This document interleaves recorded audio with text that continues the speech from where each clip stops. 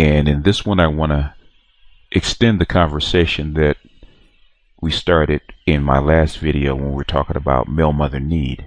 And at the end of the video, I wanted to talk about something related to this, which is what the Gnostics call the mystical marriage or the inner marriage.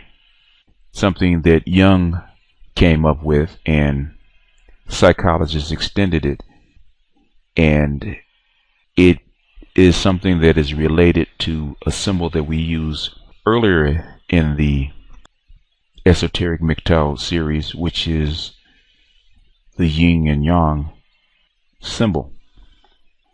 Now, I don't know if this actually belongs in the 101 series, because the topic and the related subject is a very, very deep dive into esotericism.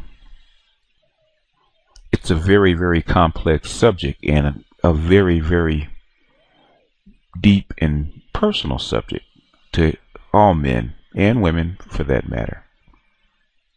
So I don't know if a video of any length, much less video of this length, can do justice to such a deep and complex topic. Now, after saying that, we're going to give it a good try. But since it is esoteric, we're going to start with another symbol that you've seen in the past, which is the basics. But we're going to look at it from a different point of view. As you remember, looking at this particular diagram, the wavy lines represented the noon, which is female nature, which is the undivided or undifferentiated female nature. But according to esoteric wisdom, even though it was undifferentiated female nature, inherently the noon had a small unrealized masculine aspect. Now, when creation started and that masculine aspect became realized as Ptah, and the other half, the divided half, which was feminine, became what was left of the noon, which the two of them were their polarized reflections of each other. So just as the noon had inherent masculine qualities inside of it, the differentiated noon has masculine qualities inherent inside of it, albeit small, but it is inherent. And by the same token, Ptah, which represents the masculine, has inherent feminine qualities inside of it. Small, but it is inherent, it is there. So when we look at the symbol of yin and yang and see that male and female are polarized reflections of each other, we also see that each one of them has a small dot or a small circle that reflects a small aspect of its opposite member. The small dot represents the masculine potential and sometimes unrealized masculine potential in the feminine side. And by the same token, the small dot represents the small feminine potential inside the masculine. And if the universe has 10 times the dark matter or 10 times the feminine energy in it, the symbols will reflect the same thing, that the feminine side has 10 times the dark matter, 10 times the feminine energy than masculine energy. And if it's also true that the masculine is the polarized reflection of the feminine, that would mean that the masculine energy is 10 times greater in the masculine side than its feminine element. If as above, so below, it should reflect the same reality in the male and female form. And if we use male and female hormones as an example of this particular dynamic, then what should we see? The male hormone testosterone in men is 10 times greater than the female hormone estrogen in men. And women, as our polarized reflection, the female hormone estrogen is 10 times greater than its masculine counterpart inside the female. So now you're asking, where are you going with this, Black Gnostic, and how does this help me as a MGTOW? Well, now that we've set the groundwork and the foundation, we're going to get into its first application, which is, how does this particular theory or this particular philosophy affect or explain male-female dynamics and relationships? Now, this phenomena was noticed by the great Gnostic psychologist Carl Jung. And to explain what he was seeing in his patients, he decided to use this particular kind of wisdom and these symbols as a representation of what he was actually seeing. Jung noticed in his patients that there was aspects of female nature living inside the psyche of men, and by the same token, there was aspects of male nature, masculine nature, living inside the psyche of women. So intuitively, he took this symbol of yin and yang and replaced it with this one of his own to explain and theorize what was going inside the ego and the psyche of males and females. So he named each part anima for the feminine aspect inside the psyche of men, and animus for the male or masculine aspect that lived inside the psyche of women. Observed that for every woman there was a masculine aspect within her psyche, the archetype of the animus, and for every man a feminine counterpart, the anima.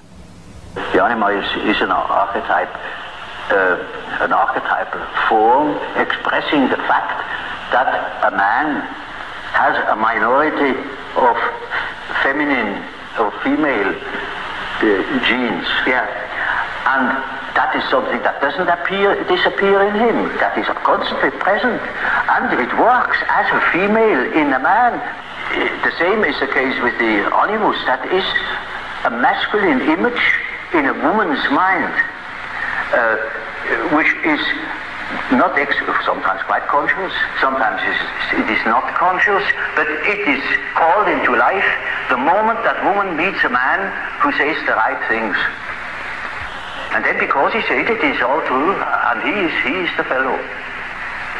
No matter what he is. Of the animus. Now see, the archetype is a force, it has an autonomy. It can suddenly seize you. It is like a seizure.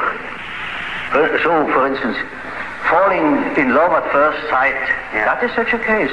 You see, you have a certain image in yourself without knowing it of the woman, of the woman. Now you see that girl, or at least a good imitation of your type, and instantly you get a seizure, and you're gone.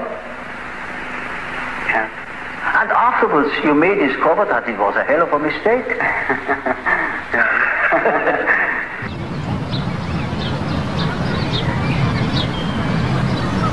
The concepts of animus and anima emerged as Jung observed the lives and psychological realities of his patients, and they help in understanding both the pain and the delights of human relationship. Robert Johnson. Man insists upon making some outer figure, generally a flesh and blood woman, bear his anima for him, That is, he mediates the outer world by way of his anima instead of using her inside where she belongs. This produces more suffering and more upset and more pain than any other single thing that I know about. Oh, you see, a man is quite capable, he's intelligent enough to see that that woman of his choice, as one says, not no choice, he has been captured. You know, he sees that she is no good at all, that she is a hell of a business. And he tells me so, and he says, for God's sake, doctor, help me to get rid of that woman. He can't. He's like clay in her fingers. And that is the archetype. That is so-called archetype of the anima.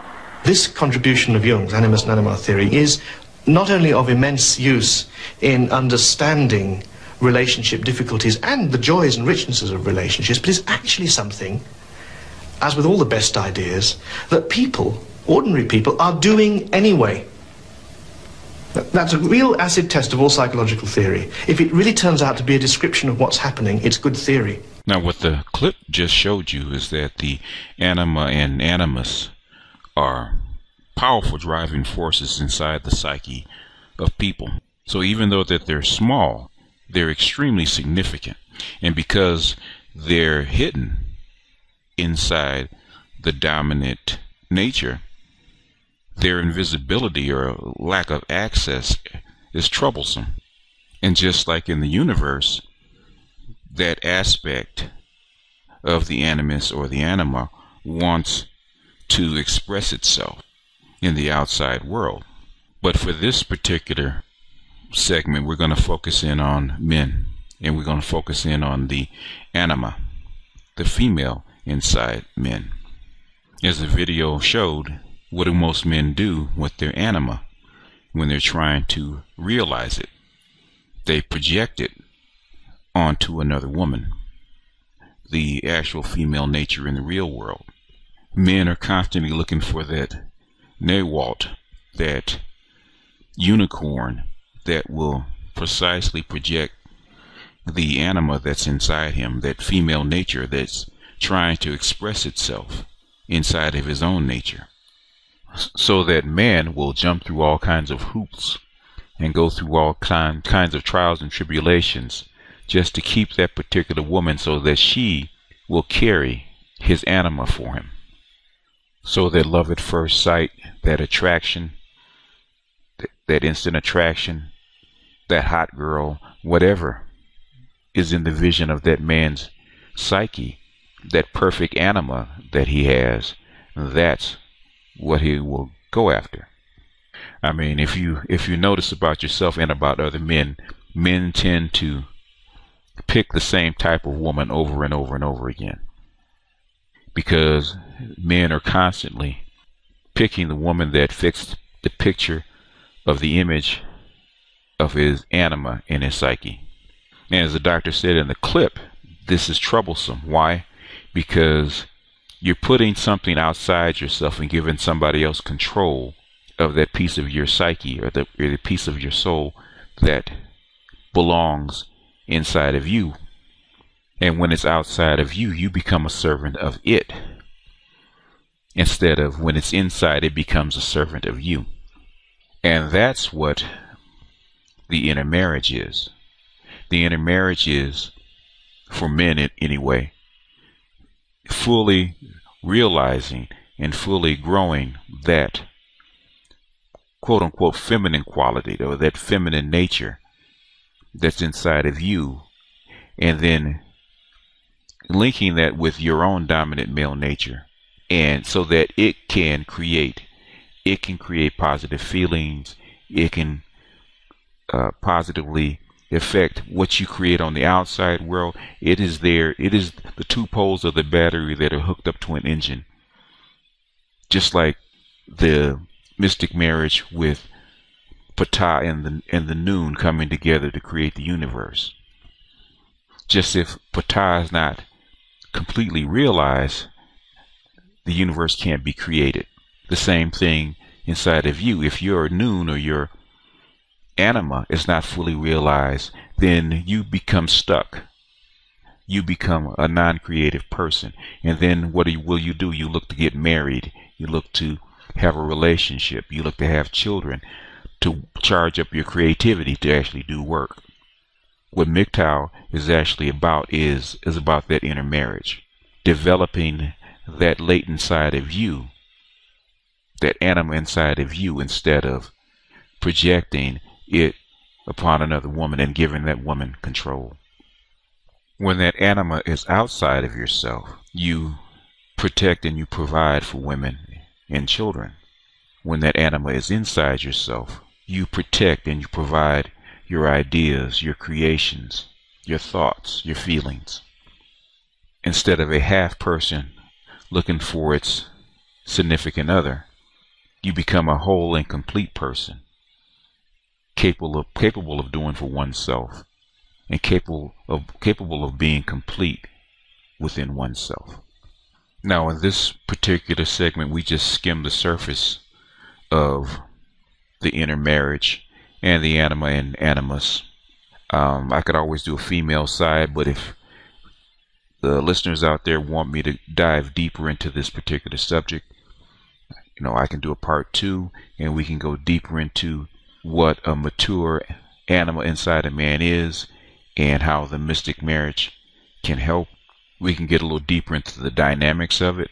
It is a lengthy topic, and it is very well studied, and there's been books and books and books written on the particular subject. So let me know. I hope this helps. Comment, make another video. Keep the conversation going.